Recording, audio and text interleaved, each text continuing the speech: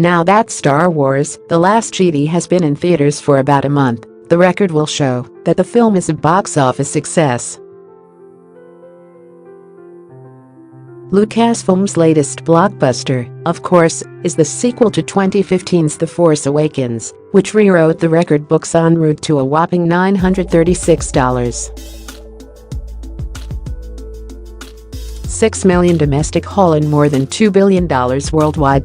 Because Episode 7 was such a well-received hit, it was widely expected Last Jedi would be one of the biggest films of the year, even if it couldn't match the output of its predecessor. After all, The Force Awakens was a once-in-a-lifetime cinematic event that arrived a decade after Revenge of the Sith and more than 30 years following the original trilogy.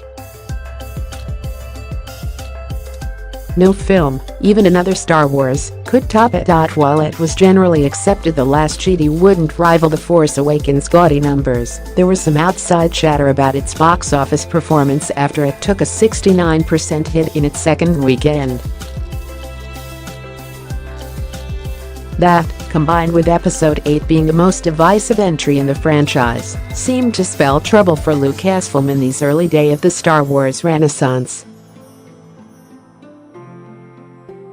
However, those concerns are hardly warranted, and the figure illustrate that The Last Jedi is one of the most successful films of all time.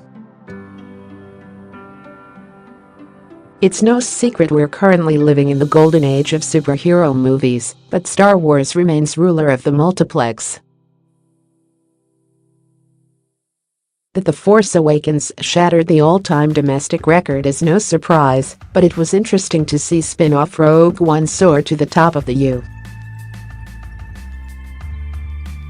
U.S. charts in 2016. Even with the presence of major sequels like Finding Dory and Captain America: Civil War, a standalone Star Wars film featuring a fresh cast of characters took the crown. So when Rey, Finn, Kylo Ren, and Luke Skywalker returned for the next installment of the sequel trilogy, The Last Jedi was poised to dominate the holiday season. Most projections had the movie pegged for about $200 million in its first 3 days, but it far surpassed that with $220 million, the second biggest debut in history. To put that number in perspective, Justice League has earned $227.1 million for its entire stateside run, and Logan made $226. $2 million. Though The Last Jedi eventually lost the top spot on the weekend charts to Jumanji: Welcome to the Jungle, it quickly ascended the charts, becoming the highest-grossing film of 2017 in the blink of an eye. Before the calendar flipped to 2018, Star Wars 8 had already unseated fellow Disney blockbuster Beauty and the Beast and crossed the $500 million mark. As of this writing, The Last Jedi has earned $576.8 million domestically and has an outside chance of passing The Avengers for 5th place before its run is done. Some may recall The Last Jedi was originally scheduled to debut in May 2017 before Lucasfilm pushed it back 7 months. Besides avoiding a showdown with Wonder Woman, how things never changed, that shift allowed them to replicate the Force Awakens formula, complete with a similar marketing strategy.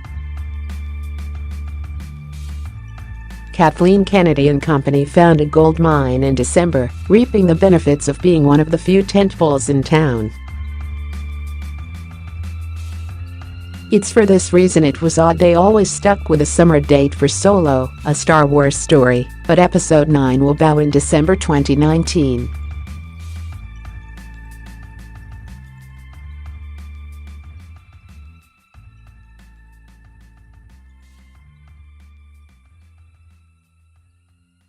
The Last Jedi is nearing $600 million domestically, and that figure alone would ensure it makes a nice profit for Lucasfilm.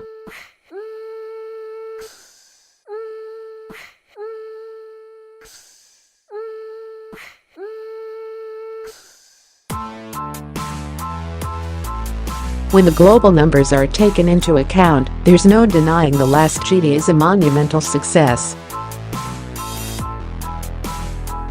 Another $1 billion hit. With 32 members, the $1 billion club isn't as exclusive as it once was, and several modern tentpoles are expected to top that figure to avoid being labeled a disappointment.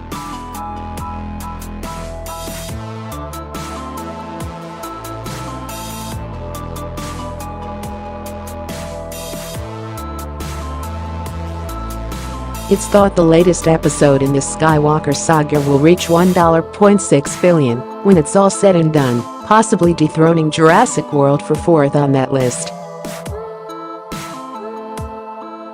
As of this writing, Star Wars VIII has brought in $1.2 billion. Related, Last Jedi struggles in China. The Last Jedi would have been an even bigger smash if Star Wars had any kind of cultural relevance in China. The Middle Kingdom ranks as the world's second biggest film market, but Lucasfilm has struggled mightily in the country. This can be attributed to the property first gaining mainstream popularity in the 1970s, well before China was of any value to studio executives.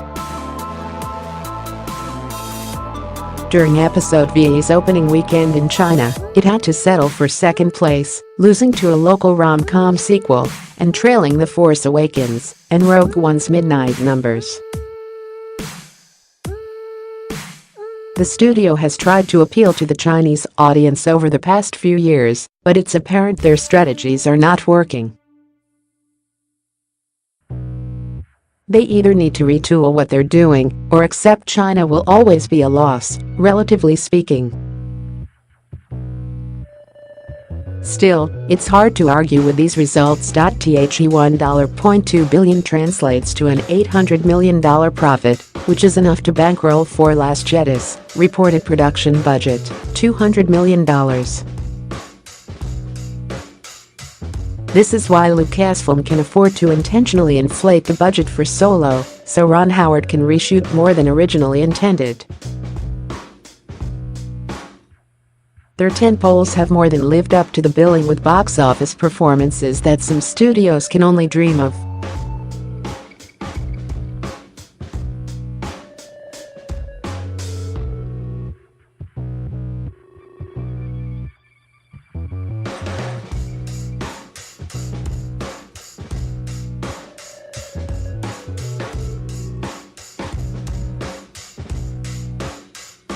It's worth pointing out that this $1.2 billion is just from the ticket sales and doesn't account for all of the merchandise sales that no doubt brought in a substantial amount of revenue on their own. Lucasfilm also has the Last Jedi Blu-ray release forthcoming, which will only continue to add to the bottom line. Whichever way one looks at it, Episode VIII has to please the higher-ups at the studio. A narrative may have emerged about how The Last Jedi was a failure, but the numbers don't lie. Like all of the Star Wars films before it, The Last Jedi was a great box office success, illustrating the series is as strong as it's ever been commercially. Time will tell how the brand does when it bids farewell to the Skywalker saga, but for now, there's no topping it.